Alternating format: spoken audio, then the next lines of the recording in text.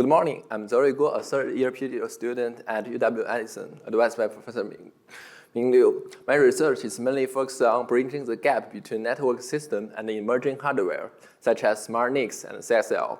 Today, I'm excited to present our paper, building a CSFQ-Inspired transport for switched CXL memory pooling. Traditionally, memory has been physically confined to a single server. However, recent memory pooling technologies change that by letting CPU reach remote DIMMs on dedicated memory nodes. They rely on fast cluster interconnect, such as RDMA and CXL. Deploying memory pooling brings 4 key benefits. First, it transparently expands host memory at runtime, with no changes required to existing applications. Second, by connecting to memory nodes, application can access a much larger memory capacity than what a single server can physically provide. Third, servers exactly share memory pool, reducing over-provisioning and improve overall utilizations. Lastly, pooling resource improves the cost efficiency at both rack and cluster level. Recently, a cluster interconnect known as Compute Express Link, CXL in short, has emerged as the key enabler for rack-scale composable memory pooling. CXL provides a load store access model, allowing unmodified application to run directly on pooled memory. The CXL-based memory pooling works as follows. Inside the host, a host adapter connects to the CPU root ports, handle load store instructions, and convert them into CXL packet called fleet. The CXL switch routes those fleet from the upstream port to the appropriate downstream ports where memory resides.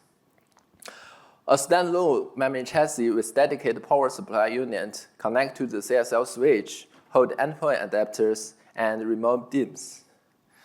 Endpoint adapter convert fleets back to memory access instructions and forward them to the memory controller.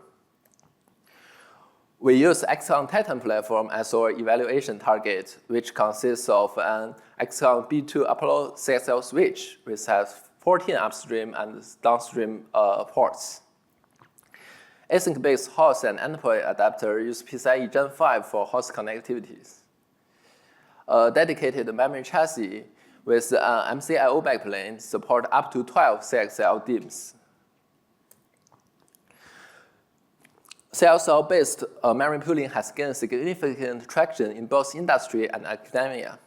Major cloud providers, including Meta, Amazon Azure, and Alibaba Cloud, are actively evaluating CXL-based memory pooling for development in their data centers. At the same time, researchers are exploring CXL-enabled memory pooling across a variety of scenarios. Today's talk is organized into 4 parts. We will start by characterizing switch CXL memory pooling. We evaluate the performance of Titan platform using an in-house memory micro benchmark that issues data stream to local or remote memory under different access patterns. We characterize memory pooling from a multi-tenancy perspective. The first place contention can happen is at the host adapter. We configure a single data stream that reads from CXL as the victim stream, and then increase the number of background streams reading from a different remote DIMM. We found that the victim stream bandwidth dropped by 83% because host adapters schedule CXL fleets in a best effort manner, not varying how requests are issued by individual host cores.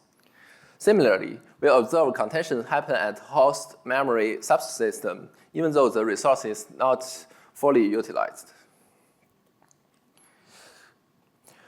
Contention can also occur within the CXL memory fabric. In this experiment, the victim stream performs 64 bytes random rate, while the background stream generating flow from a different server to the same remote DIMM gradually increases memory request size.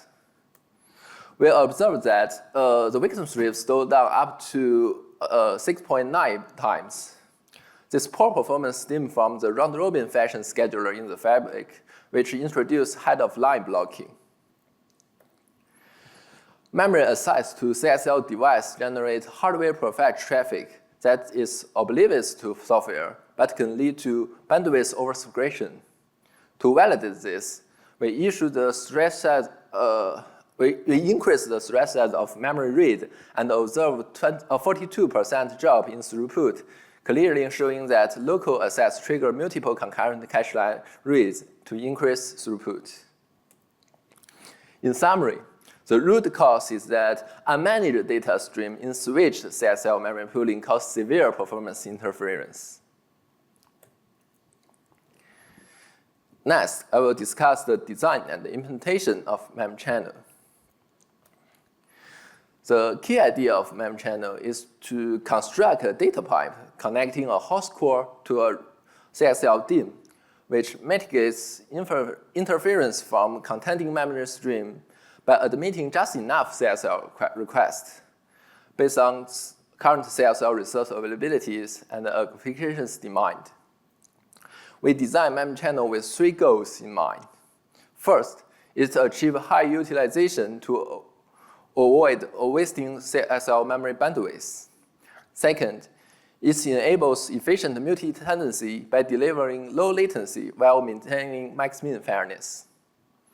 Third, it imposes low overhead by supporting unmodified applications and by consuming negligible amount of CPU cycles. However, MemChannel design faces 3 key challenges. First, CXL hardware is designed for high bandwidth and low latency, but is largely non-programmable and opaque, making building an in-network transport layer impractical. Second, software cannot observe whether or when CXL requests traverse the CPU pipeline or CXL fabrics, because load and store instructions are transmitted implicitly, making individual transactions difficult to track. Third, diagnosing congestion requires fine-grained cross-layer traffic visibility, yet CXL system lacks per-device telemetry capabilities, making it hard to pinpoint which component is actually bottlenecked. To address those challenges, we introduce 3 key techniques. First, we regulate application bandwidth as a sender, requiring no in-network modifications. Second, instead of controlling individual CXL requests, we allocate just enough bandwidth to avoid congestion using a CSFQ-Inspired scheduling algorithm. Third, we probe the hardware capacity as a runtime to monitor traffic source layer for identifying bottleneck accurately. We divide the execution experiment into multiple layers. Application create MemChannel for each thread and to manage their CXL requests. The application generated the CXL traffic then traverses a fixed hardware path through the CXL stack before reaching the remote memory DIMMs.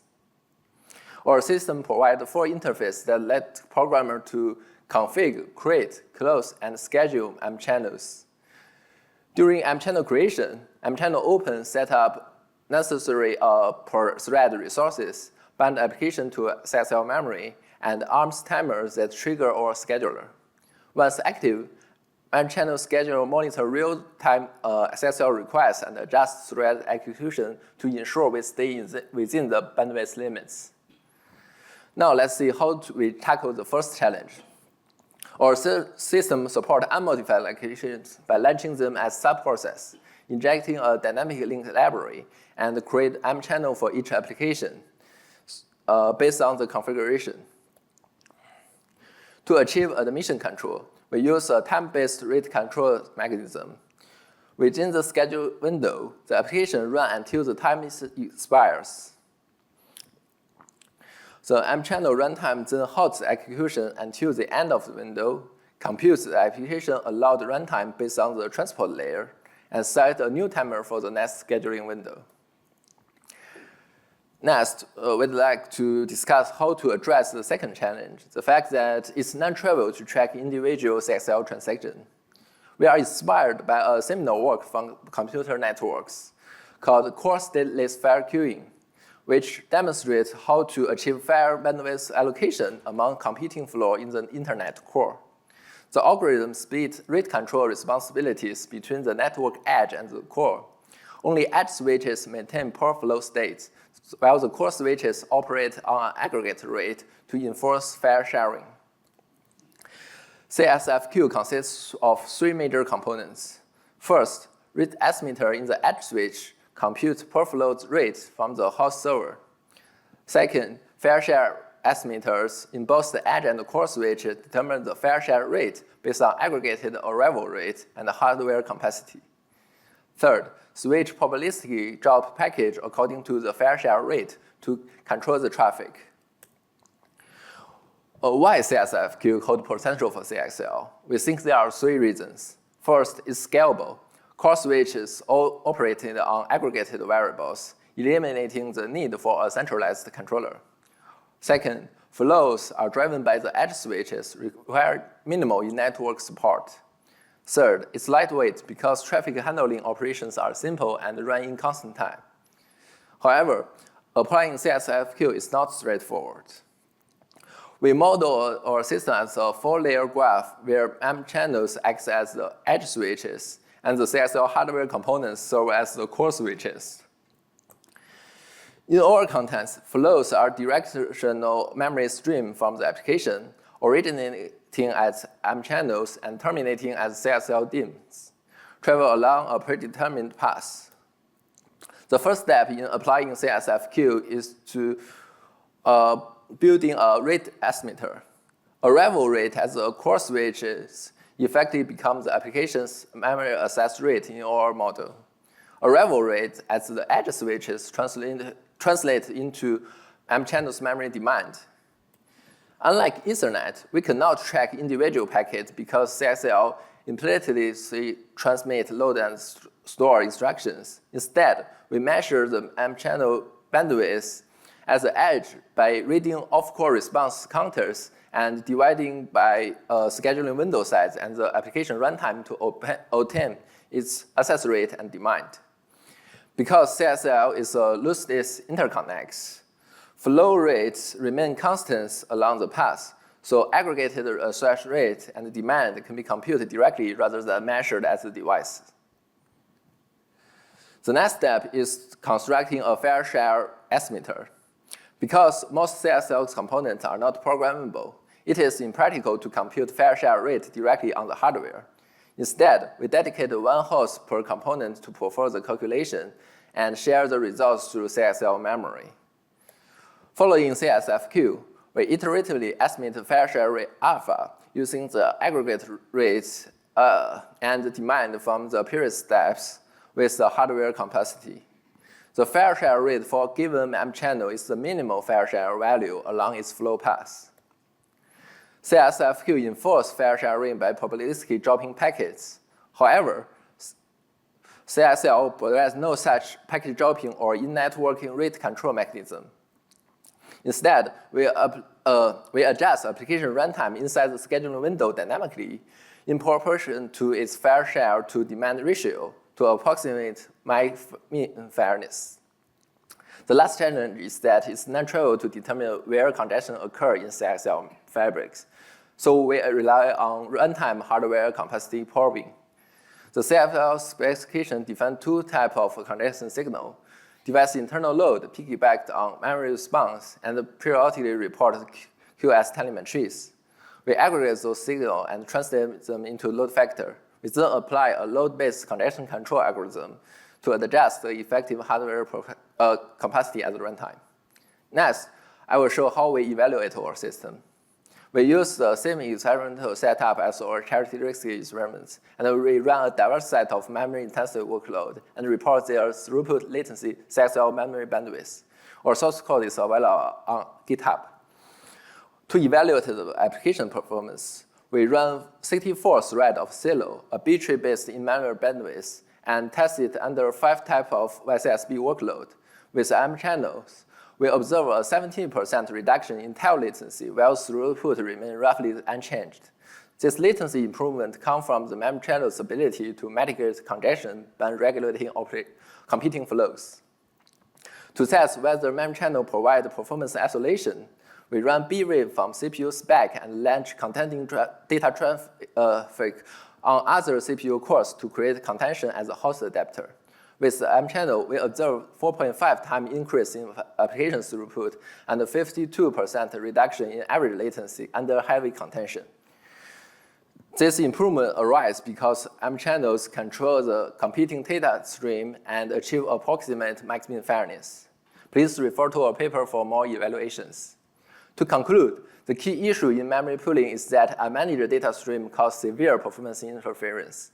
We built MemChannel, a transport layer for switch CXL memory pooling. The key idea is to establish data pipe between CPU cores and CXL DIMMs that admit only the right amount of CXL requests, and we introduced 3 technologies to achieve this. Thank you for listening. I'm ready for questions.